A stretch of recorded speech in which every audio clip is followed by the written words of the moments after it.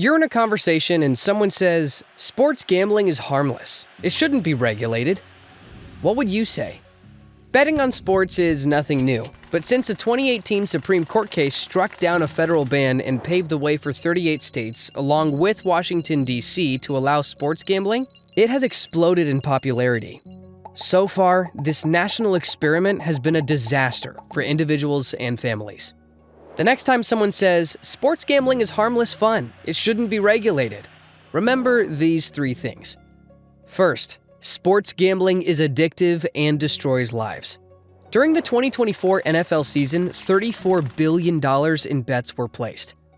That's a third more than the prior year and 100% more than 6 years ago when sports gambling was re-legalized. During that time frame, sportsbooks have raked in over $300 billion.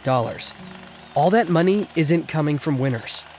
Most modern sports gambling is done through smartphone-based apps. Studies show that gambling on apps is even harder to stop than casino or other forms of gambling and attract people to gamble who may have never otherwise tried it.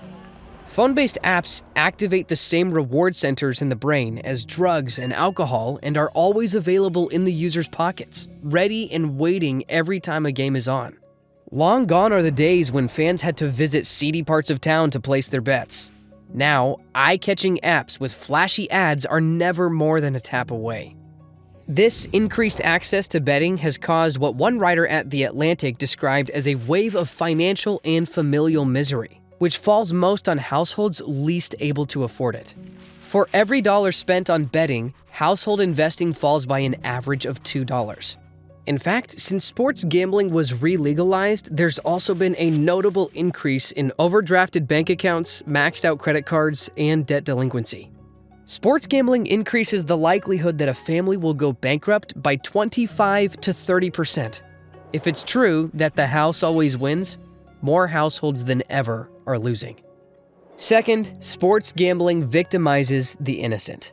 One of the primary arguments for legalizing this kind of gambling is that it doesn't harm anyone. So why should the government tell people what they can do with their money? However, money problems and addiction are plagues on households, and sports gambling brings home the worst of both of these things. In the process, other social pathologies are made worse.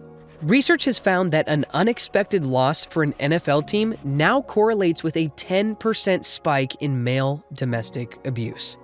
States with legalized sports gambling have seen an estimated 9% increase in violence against intimate partners.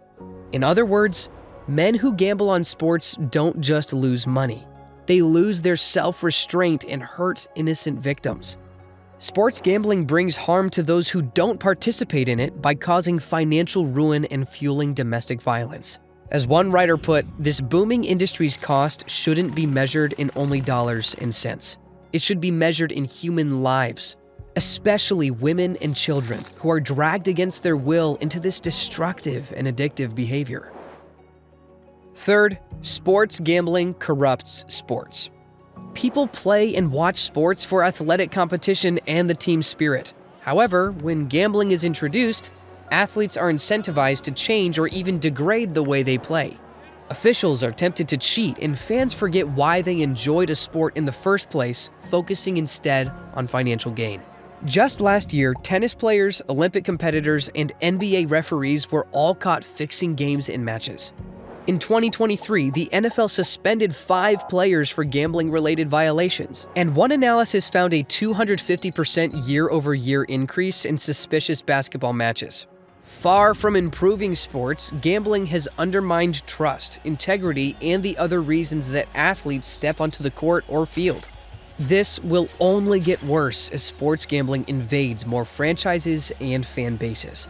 The preoccupation with quick cash introduces another game, one that has nothing to do with athletics and everything to do with what the Bible calls the love of money. Paul said that love is a root of all kinds of evils. The way that sports gambling has poisoned sports, addicted users, and wrecked households proves Paul was right. This national experiment with sports gambling has failed, and it's time to end it. There's nothing harmless about playing with people's lives. So the next time someone says, sports gambling is harmless fun, it shouldn't be regulated, remember these 3 things.